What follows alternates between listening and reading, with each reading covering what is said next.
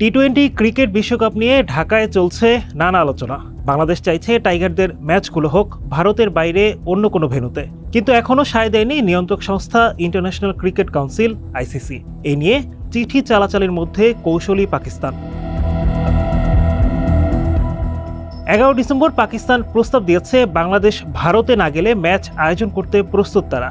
বিষয়টি নিয়ে বিসিবির শীর্ষ কর্মকর্তাদের সঙ্গে এরই মধ্যে যোগাযোগ করেছেন পাকিস্তান ক্রিকেট বোর্ড পিসিবির চেয়ারম্যান।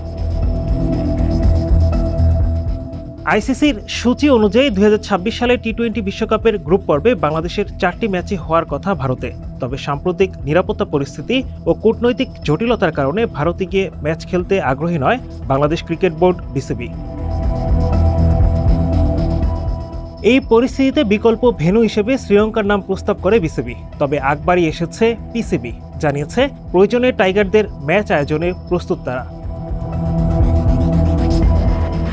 পাকিস্তানের সংবাদ মাধ্যম জিও নিউজের দাবি, পিসিবির চেয়ারম্যান মহসিন নাকভি ইতোমধ্যে যোগাযোগ করেছেন বিসিবির শীর্ষ কর্মকর্তাদের সঙ্গে।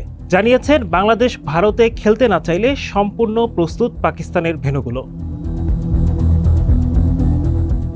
বাংলাদেশের এই অনিশ্চয়তা শুরু মূলত আইপিএল ইস্যু থেকে। হঠাৎ করেই নিরাপত্তাজনিত কারণ দেখিয়ে মুস্তাফিজুর রহমানকে আইপিএল থেকে বাদ দেওয়ার নির্দেশ দেয় ভারতীয় ক্রিকেট বোর্ড বিসিসিআই। প্রতিক্রিয়ায় কঠোর অবস্থান নেয় বিসিবি। বন্ধ ঘোষণা করা হয়েছে বাংলাদেশে আইপিএলের সম্প্রচার। তবে এখন পর্যন্ত আইসিসি কিংবা সংশ্লিষ্ট কোনো বোর্ডের পক্ষ থেকে এ বিষয়ে আসেনি আনুষ্ঠানিক ঘোষণা। ফলে 2026 টি-20 বিশ্বকাপে বাংলাদেশের ম্যাচগুলোর ভেন্যু নিয়ে কাটেনি অনিশ্চয়তা।